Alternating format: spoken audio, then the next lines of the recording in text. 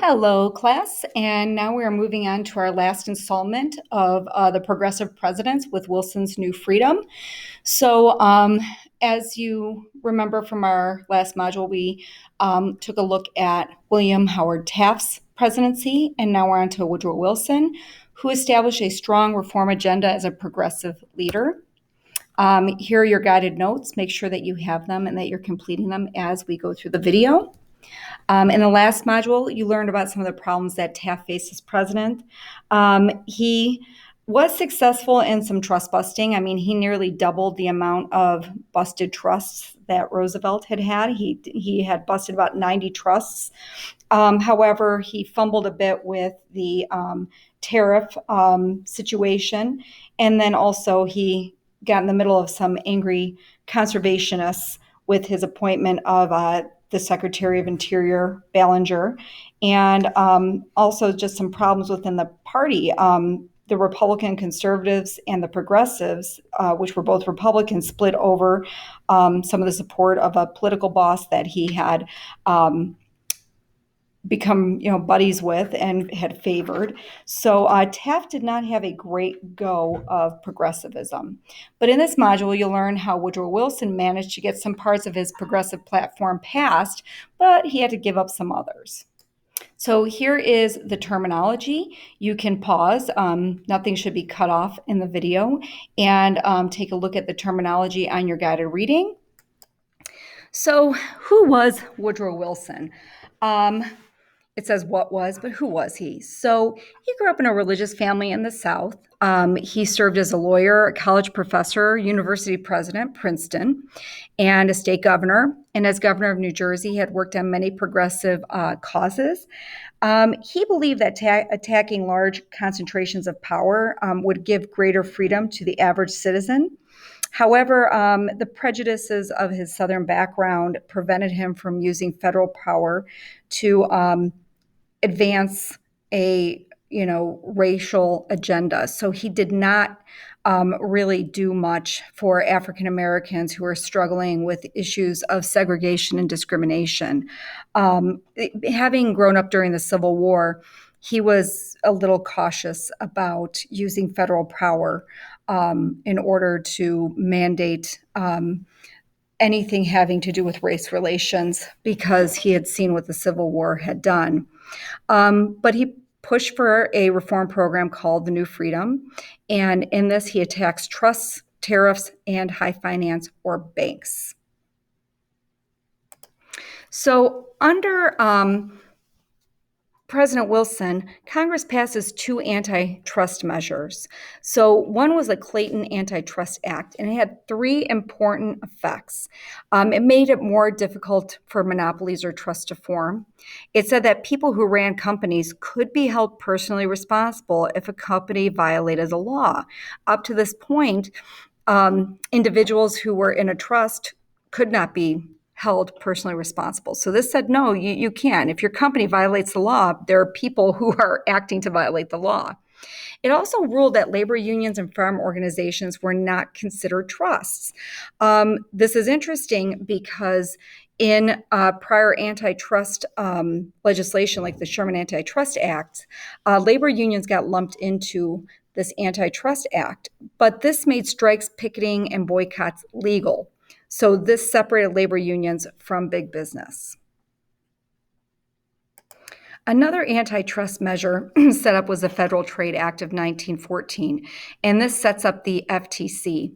So this agency had the power to investigate businesses for the government, and it issued nearly 400 orders to companies to stop breaking the law. So this was a government institution, a watchdog group, if you will, to make sure that companies were not breaking the law. Another reform that Wilson supported was the Underwood Tariff of 1913.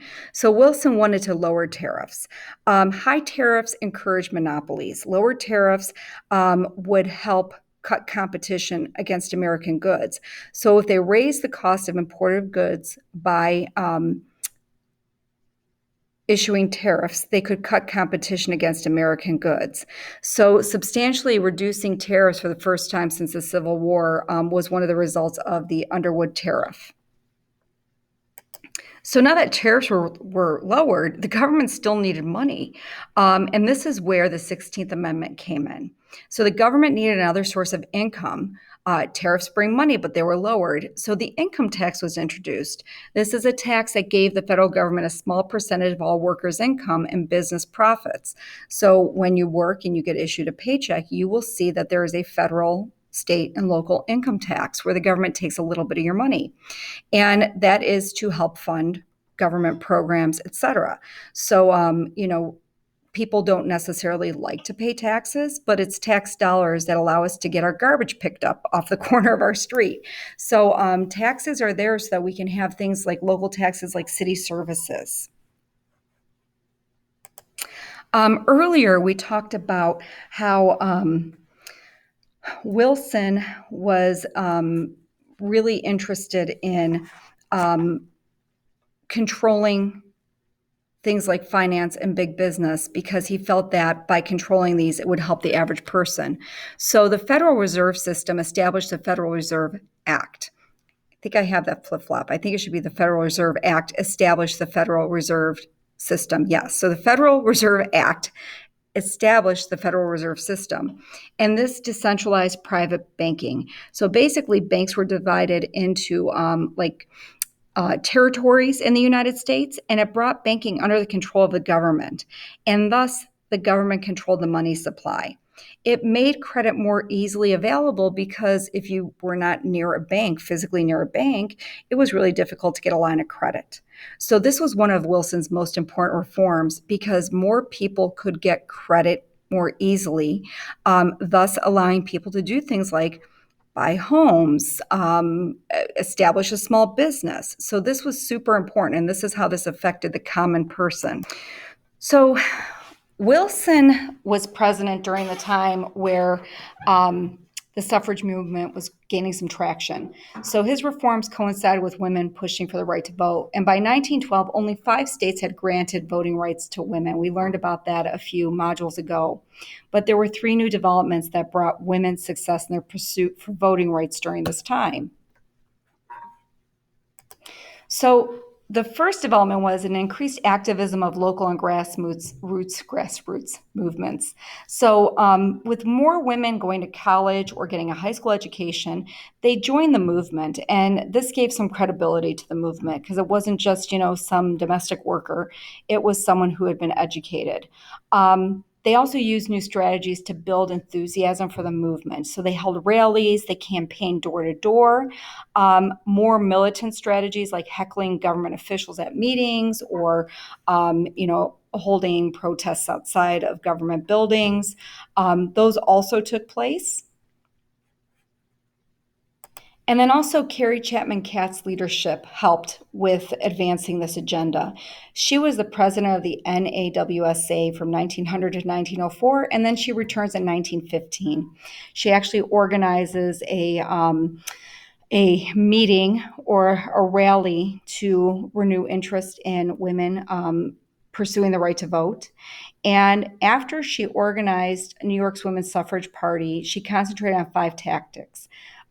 Organizing, making sure that every level of the NAWSA was organized and mobilized. She forged close ties between local, state, and national workers. She established a wide base of support. Her leadership was not the more militant leadership. She was into cautious lobbying. So going to political figures to gain support, but doing it in a way and again, this gets to the 5th point, gracious, ladylike behavior. Some of the more militant militant suffragists would do things like, like heckle. They took these more extreme tactics from our sisters in England. And this didn't necessarily help the movement. So, there were times where, some suffragists like Alice Paul organized followers to mount this round-the-clock picket. They were arrested, they were jailed, they were force-fed when they attempted to do a hunger strike. So it backfired, and it didn't necessarily help the movement at that time. And this is what I just talked about. So, the National Women's Party of 1917, Alice Paul and Lucy Burns formed this group of radical suffragists. And again, they were picketing around the clock. Some of them were arrested, jailed, and force fed. And Wilson did not respond to this campaign. Carrie Chapman Catt had more success. So the 19th Amendment does pass in 1919, 1920, and it granted women the right to vote. Wilson was not an enthusiastic supporter, but he didn't oppose it. So he didn't go out there and he was like, yes, we got to give women the right to vote. He was more like, oh, I'll just let it happen. He did feel that women had earned it. He wasn't going to stand in their way because during World War I, they really helped with the war effort at home. And again, just to kind of back up a bit, businessmen, were not excited about women getting the right to vote. There are two things going on at this time that affect businessmen. One is child labor.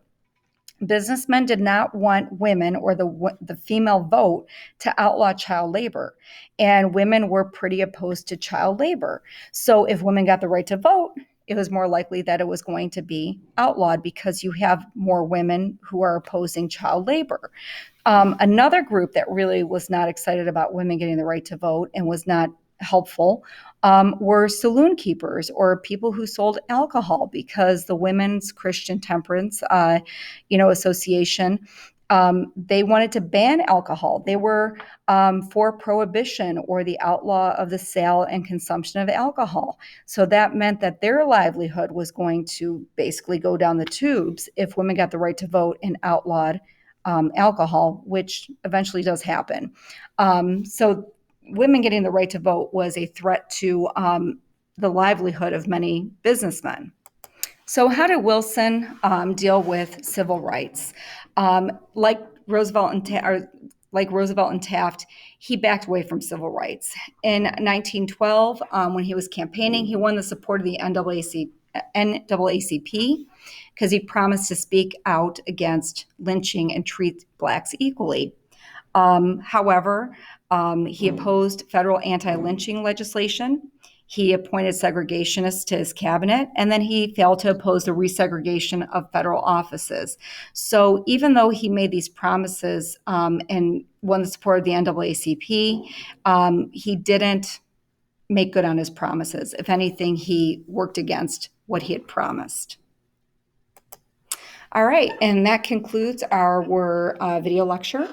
So what you should do now is go to Quizlet and practice your vocabulary, take the exit ticket or the mastery check, and then work on your projects depending on which class you're in. Thank you.